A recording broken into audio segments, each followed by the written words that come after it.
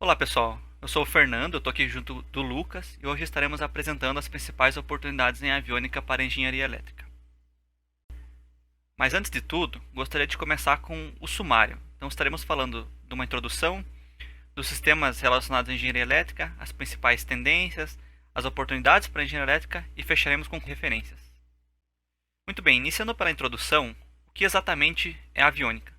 A aviônica é o termo utilizado para referir-se a todos os componentes eletrônicos e elétricos utilizados na aviação. Alguns exemplos são o sistema de navegação, sistema de instrumentação, sistema de comunicação e até o assistente de pouso. Mas onde tudo isso começou? Então, o primeiro registro do termo aviônica aconteceu lá em 1929, referindo-se ao sistema de instrumentação de pouso. Mas o uso mais intensivo dele ocorreu durante a Segunda Guerra Mundial com o sistema de comunicação VHF. Mas onde estão presentes os sistemas aviônicos nas aeronaves modernas? Podemos dividir ele em duas partes: sistemas internos, de interface com piloto e passageiros, e o sistema externo, relacionado ao controle do voo. Começando pela parte externa, os atuadores de voo, temos aqui um diagrama com todos os principais componentes que estão envolvidos no controle da aeronave. Os aviônicos, entre eles, podemos citar aqui o computador de dados aéreos, determina a velocidade do vento, o número de Mach, a altitude. Os sensores de movimento são responsáveis por coletar as informações sobre ângulo de ataque, pressão de ar, vibração.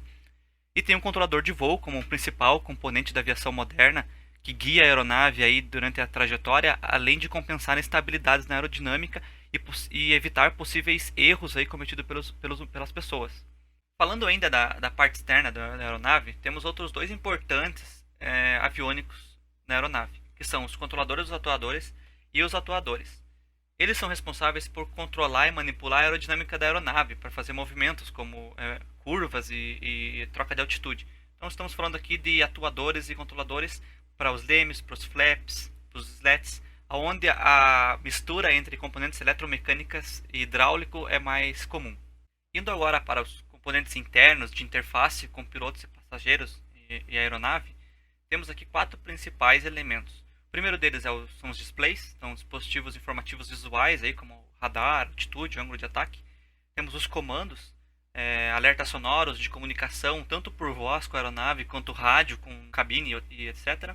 Temos também as entradas de dados para configuração de voo, pesagem e trajeto. E temos também a interface direto com o controlador de voo, via atuação aí de pedais e manche. Outro aspecto interessante nesse sistema de interface entre homem e máquina é a forma como utiliza-se todos os sentidos dos seres humanos como forma de comunicação. Então a gente tem os apelos visuais, apelos sonoros, apelos por voz e também por movimentos aí de membros como braços e pernas. É interessante notar também como todos esses dispositivos de interface estão conectados aí com os sistemas de controle da aeronave através dos barramentos. Vamos falar agora sobre um exemplo de como isso funciona. O exemplo que gostaríamos de trazer aqui é o sistema de piloto automático. Esse sistema consiste dos elementos de comando, que são aqueles que fazem a interface direto com o piloto.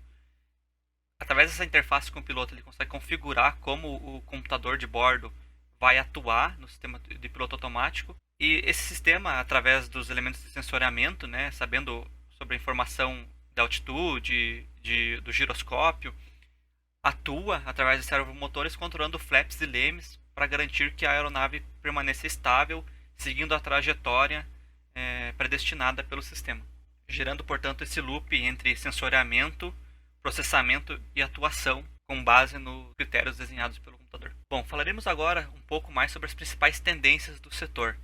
Começaremos então aqui com as aeronaves zero combustível. Nessa tecnologia, usa-se de células fotovoltaicas para fornecer energia para os motores elétricos da aeronave. Então a oportunidade aqui dentro da engenharia elétrica é todo o aparato elétrico relacionado à célula fotovoltaica, inclusive a adesão de motores elétricos. Nesse tipo de aeronave também, preza-se ainda mais por materiais extremamente leves, inclusive a utilização de fibras de carbono aí, em detrimento de outros metais pesados. Tem-se também a utilização de baterias aí para armazenamento de energia para voos noturnos. O interessante também sobre esse tipo de tecnologia é que houve aí uma aeronave completamente movida à energia solar que deu volta ao mundo. A segunda principal tendência que trazemos aqui é o monitoramento de saúde estrutural da aeronave. O problema aqui é que durante os voos, a fuselagem da aeronave sofre de uma tensão muito grande, podendo gerar trincas em várias regiões da aeronave, inclusive nas asas. E a inspeção e manutenção dessas trincas é muito cara, porque normalmente ocorre parafuso a parafuso, é muito complexo. Qual que é a solução? Nesse quesito, a engenharia elétrica pode ajudar muito com a detecção prematura de trincas e também com a precisão nessa detecção, através, né, do sensoriamento de forma acústica do surgimento de trincas. Ou seja, quando as trincas começam a aparecer, há um tipo específico de ruído emitido. Então, os sensores acústicos instalados ao longo de toda a fuselagem são capazes de identificar o surgimento dessas trincas. A terceira tendência para esse mercado é a questão de impressão de peças de estrutura complexa em impressoras 3D. Então aqui a impressora 3D contribui muito, focando sempre em peças mais leves, a redução de perdas de material de até de 30%, a possibilidade de fazer peças com estruturas mais complexas, a mistura aí de diversas matérias-primas para obter peças com características de maleabilidade e durabilidade diferentes das normais. Então existe todo um mercado aí desenvolvido também, que engloba a engenharia elétrica na questão de impressão 3D. Agora o Lucas vai estar falando mais um pouco sobre as oportunidades para a engenharia elétrica. As oportunidades para a engenharia elétrica são muitas, que vão desde manutenção e checagem de equipamentos e sistemas elétricos até mesmo upgrade nesses sistemas de controle. Os equipamentos e sistemas elétricos eles podem ser o alternador, o gerador, a bateria, a chave principal, o interruptor da bateria, a chave ou interruptor do alternador do gerador, barramento, fusíveis e disjuntores, regulador de tensão, amperímetro e voltímetro e a fiação elétrica associada, que, acredite ou não, deve ser bem organizada para garantir o funcionamento ideal da aeronave. Ainda nessa parte de sistema elétrico das aeronaves, algumas aeronaves mais pequenas costumam ter o sistema elétrico de 14 ou 28 volts de corrente contínua. Já aeronaves maiores costumam ter um sistema bem mais complexo, onde parte deles é de corrente contínua em 28 volts e outra parte é de corrente alternada já com 115 volts. Então, no avião, todo esse sistema elétrico é responsável por efetuar o correto funcionamento de todos os equipamentos. Inclusive, um deles muito importante é o APU Generator, Auxiliary Power Unit, ou Unidade Auxiliar de Energia, que é um aparelho que provê energia para outras funções além de propulsão, que já é gerada por uma unidade primária.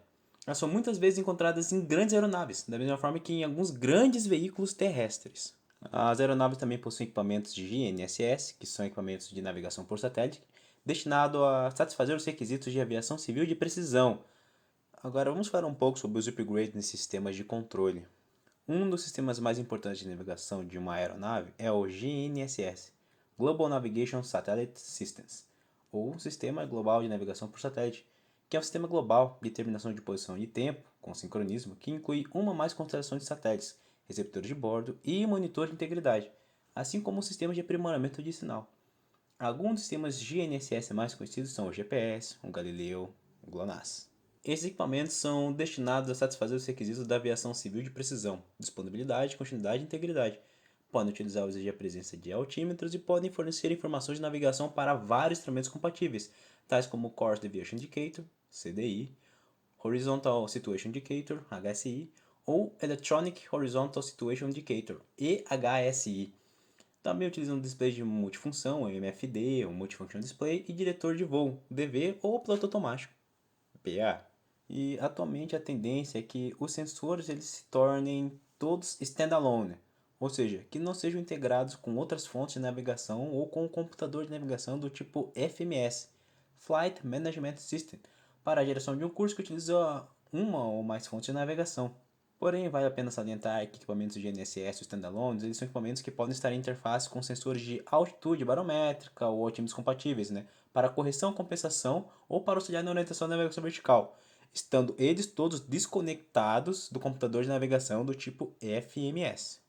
Então, as oportunidades para a engenharia elétrica com ênfase em sistemas eletrônicos embarcados envolvem tanto a evolução da eletrônica da parte elétrica, até mesmo a parte de processamento de sensores de correção, compensação e orientação da navegação, uma vez que o futuro talvez seja um em que os computadores farão todo o trabalho do voo, sem a necessidade de um piloto ou operador humano, utilizando redes neurais, inteligência artificial ou o aprendizado de máquina.